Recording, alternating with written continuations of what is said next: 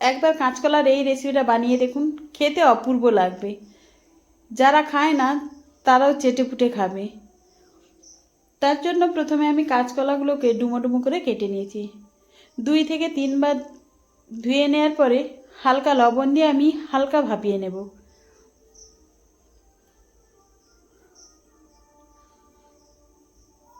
সেদ্ধ করা হয়ে গেছে, আমি জলটা ঝরাতে দেব। এরপরে জলটা ঝরে গেলে নিয়ে নেব একটা পাত্রে। তারপরে একে একে দিয়ে দেব বেসন, চালের গুঁড়ো, কালো জিরে, পরিমাণমতো লবণ, জিরে গুঁড়ো, হলুদ গুঁড়ো, লঙ্কা গুঁড়ো। অল্প অল্প জল দিয়ে আমি একটু হাতেই আমি ম্যারিনেট করে নেব। তবে খুব বেশি পাতলা করব না। ম্যারিনেট করে আমি 10 মিনিটের জন্য ঢাকা দিয়ে রেখে দেবো। এরপরে কড়াইতে দিয়ে দেবো পরিমাণ মতো তেল। তেলটা হাই ফ্লেমে গরম করে নিয়ে পামটা কমিয়ে দিয়ে আমি একে একে কাঁচকলার বড়াগুলো দিয়ে দেবো। একেবারে তো ভাজা হবে না, দুবার ধরে আমি ভেজে নিয়েছি। এরপরে তেলটা কমিয়েই কড়াইতে দিয়ে দেব সাদা তিল,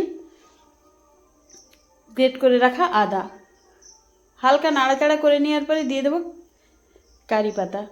আবারও একটু কারি পাতাটা ভেজে নেওয়ার পরে সুন্দর গন্ধ ছাড়লে দিয়ে দেবো sauce, soya sauce, tomato sauce, chilli sauce. হালকা ফুটে উঠলেই ভেজে রাখা কাঁচকলার পকোড়াগুলো দিয়ে দেব। একটু নাড়াচাড়া করে নামিয়ে নিলেই রেডি হয়ে যাবে কাঁচকলার দারুণ এই সুন্দর রেসিপি। কাঁচকলা 65ও বলতে পারেন।